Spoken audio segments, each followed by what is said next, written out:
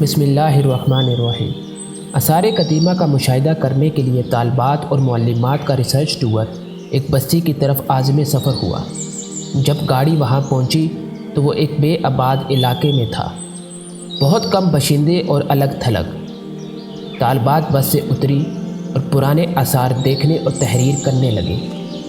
پہلے پہل تو سب مل جل کر مشاہدہ اور تبادلہ خیال کر رہی تھیں، لیکن تھوڑی دیر بعد طالبات بکھر گئی اور ہر طلبہ اپنی اپنی پسندیدہ چیز کے پاس کھڑی ہو گئی۔ ایک طلبہ معلومات رقم کرنے میں بہت زیادہ محو ہو گئی اور دیگر طالبات سے کافی دور چلی گئی۔ کچھ دیر کے بعد وہ سب یہ سمجھتے ہوئے دوبارہ بس میں سوار ہو گئی کہ تمام طالبات بیٹھ چکی ہیں اور وہ واپسی کے سفر پر روانہ ہو گئی، لیکن وہ طلبہ وہیں رہ گئی۔ جب کافی دیر ہو گئی تو وہ واپس آئی، لیکن وہاں کوئی نہ تھا۔ اس نے آواز بلند پکارا، لیکن کوئی جواب نہ ملا۔ اس نے فیصلہ کیا کہ پیدل چلتے ہوئے ساتھ والی بستی میں جاتی ہوں، شاید کوئی وسیلہ مل جائے۔ کافی دیر چلنے کے بعد اسے ایک چھوٹی سی جھونپڑی دکھائی دی۔ وہ اس کے قریب گئی اور دستک دی۔ ایک نوجوان نے دروازہ کھولا، جس کی عمر تقریباً 20 سال تھی۔ وہ ایک ساتھ ہی دہشت زدہ ہو کر بولا، "تو کون ہے؟" اس نے کہا، "میں ایک طلبہ ہوں، یہاں ایک سکول بس کے ساتھ آئی تھی، لیکن وہ مجھے تنہا چھوڑ کر چلے گئے اور مجھے واپسی کے راستے کا بھی علم نہیں۔"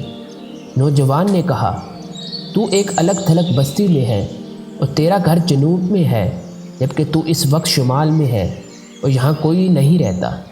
اس نے طلبہ کو اندر آنے کو کہا کہ وہ رات یہاں بسر کرے تاکہ صبح اس کی واپسی کی کوئی سبیل نکالی جائے۔ نوجوان نے طلبہ سے کہا کہ وہ اس کی چارپائی پر سو جائے اور وہ جھونپڑی کے ایک جانب سو جائے گا۔ اس نے ایک چادر لی اور رسی پر پھیلا دی تاکہ چارپائی باقی کمرے سے علیحدہ ہو جائے۔ لڑکی چارپائی پر لیٹ گئی۔ وہ خوف زدہ تھی۔ اس نے آنکھوں کے سوا باقی بدن کو اچھی طرح ڈھانپ لیا اور نوجوان کی طرف دیکھنے لگی۔ نوجوان کمرے کی ایک جانب بیٹھا تھا اور اس کے ہاتھ میں ایک کتاب تھی۔ اچانک کتاب کو بند کیا اور سامنے جلتی ہوئی موم بتی کو دیکھنے لگا۔ اس کے بعد اپنی انگلی کو 5 منٹ کے لیے شمع کی لو پر رکھ دیا اور اسے جلا دیا۔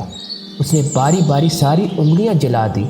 لڑکی دیکھتی رہی اور خاموشی سے رو رہی تھی۔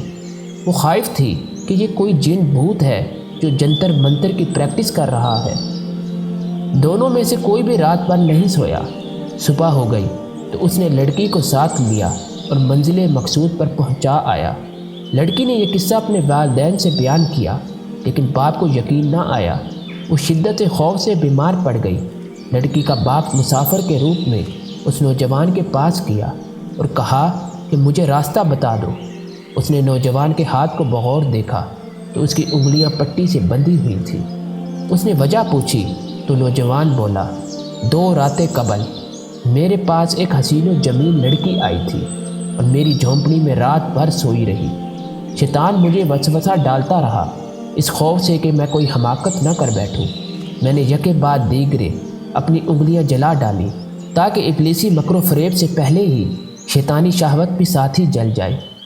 برائی کا خیال میرے لیے انگلیوں کے جلنے سے زیادہ اذیت ناک تھا۔" نوجوان لڑکی کے باپ کو وہ پسند آ گیا اور اس نے اسے دعوت دی کہ وہ اس کے گھر آئے۔ ساتھ یہ بھی کہا کہ وہ اس کے ساتھ اپنی بیٹی کی شادی کرنا چاہتا ہے، لیکن نوجوان کو یہ نہیں بتلایا کہ وہ حسین لڑکی اس کی بیٹی ہے۔ وہ لڑکی نوجوان کو ایک رات حرام سے اجتناب کے عوض عمر بھر کے لیے حلال طریقے سے مل گئی۔